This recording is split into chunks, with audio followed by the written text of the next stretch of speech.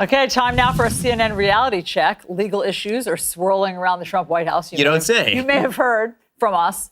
But is that really any different from any other administration? CNN senior political analyst John Avlon here with a reality check. John? Oh, yes, we could use one. Here, remember this, guys?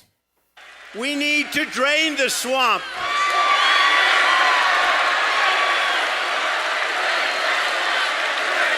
Oh, drain the swamp.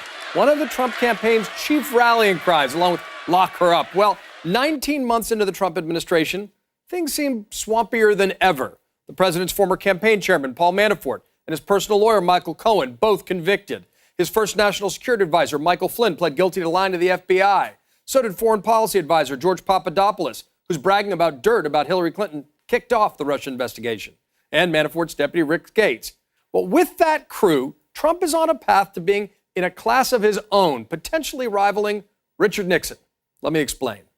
Only one person in the Obama administration pled guilty to a crime, and it was a misdemeanor. Then CIA Director David Petraeus, who pled guilty to removing classified information in connection with an affair. George W. Bush, 8 members of his administration got caught up in the Jack Abramoff lobbying scandal. In all, there were 21 criminal convictions and guilty pleas and 10 prison sentences, including Dick Cheney's chief of staff, Scooter Libby, whose sentence was commuted by Bush and was later pardoned by President Trump. Now, Bill Clinton's administration was definitely beset by self-inflicted scandal. But in terms of actual convictions, there were only 2. Former HUD Secretary Henry Cisneros pled guilty to a misdemeanor for lying to investigators about payments to a former mistress. And a chief of staff in the Agriculture Department scooped up as part of the investigation into his boss, Mike Espy. Espy himself was acquitted on all counts and is currently running for Senate in Mississippi. Bush 41, only one conviction, but it was the U.S. Treasurer on charges of tax evasion, obstruction, and making false statements. Now, it might surprise some of Reagan's acolytes that his administration saw a whopping 24 convictions and guilty pleas, largely related to the Iran-Contra scandal. Now, some were saved from jail time thanks to pardons from Bush 41, who thought the investigation was politically motivated. Jimmy Carter and Gerald Ford each saw 1 term and no criminal convictions during their terms, which brings us to Richard Nixon and Watergate.